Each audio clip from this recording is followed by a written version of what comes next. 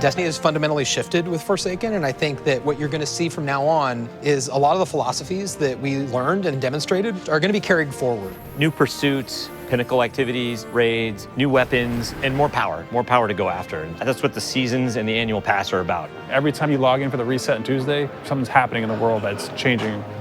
It's going to be like a little advent calendar where you're unwrapping the little gifts underneath the tree, not knowing exactly what's in them.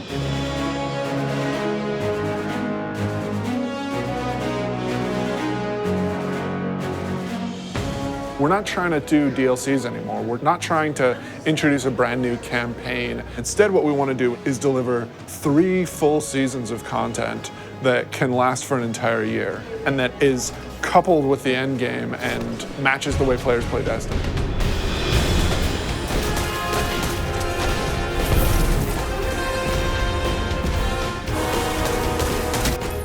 We're taking a really different approach this time around. We're changing that paradigm a lot. We're changing because of the player feedback. We're changing because of the reception to Dreaming City. And we're changing because players want to be able to experience the game, not just in day one feast mode. They want that buffet to last throughout the year and give them reasons to keep coming back. For Forsaken, the quote was like, it's an end game with a campaign, not a campaign with an end game. And we are definitely like adding to the end game.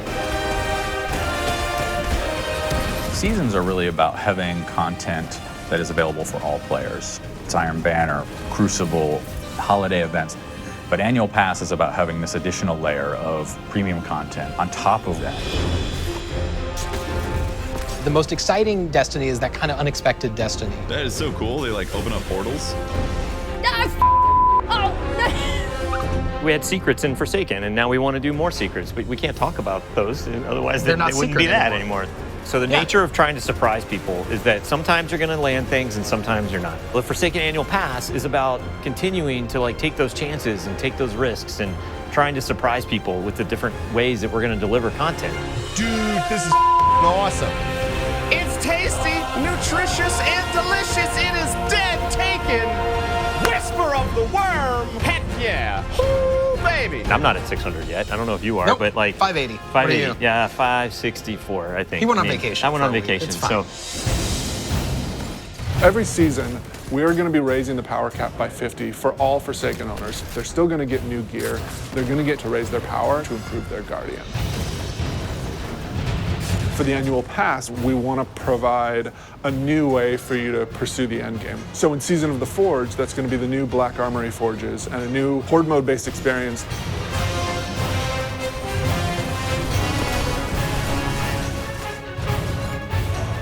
In Joker's Wild, Season of the Drifter, that's going to be new Pinnacle Gambit activities that you can play with your friends.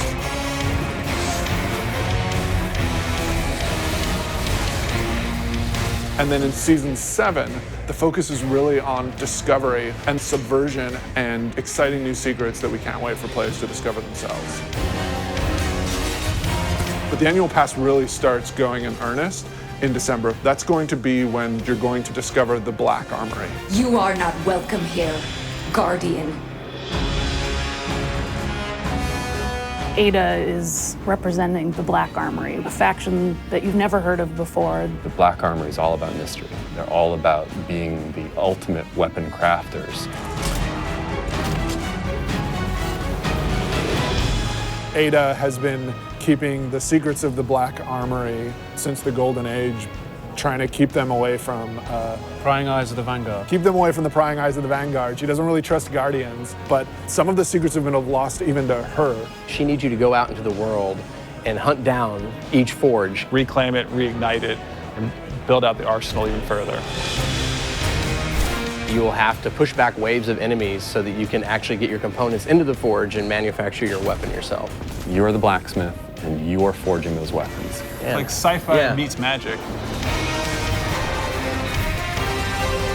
We've heard players asking for matchmaking and activities. This new Forge activity delivers on that. We're trying to address the challenge with like Escalation Protocol and Blind Well, where we know you want to play with people, you want to matchmake with them, and so this is our first step into solving that problem. The Black Armory is these lost craftsmen who develop these special weapons that from founders we haven't seen before, all coming from the Norse and Japanese and French family lines. There's 3 families that were involved in the Black Armory. You can definitely feel the theming in those weapons and the backstories and how they came to be and the roles that they perform. Izanagi's burden is the crazy sniper rifle, where you have a magazine of 4 rounds, and if you do the special reload, it actually crams all 4 bullets into a single round that does damage. That is brutal and will like totally compete with Whisper and Sleeper. It's a sniper rifle that can body shot an enemy. That's all I need to say. The bow is from the Fringe family. It's beautiful. It feels a little thorny in the way it plays. Yeah. If you like Thorn from Destiny 1, you're gonna love this bow.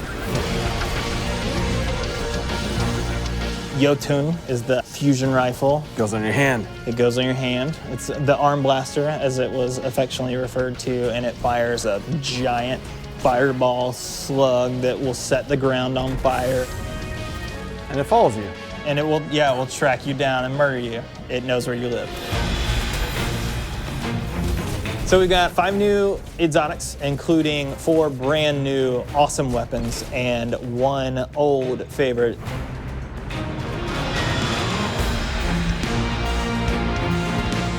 We have new legendaries, including the returning archetype of the machine gun.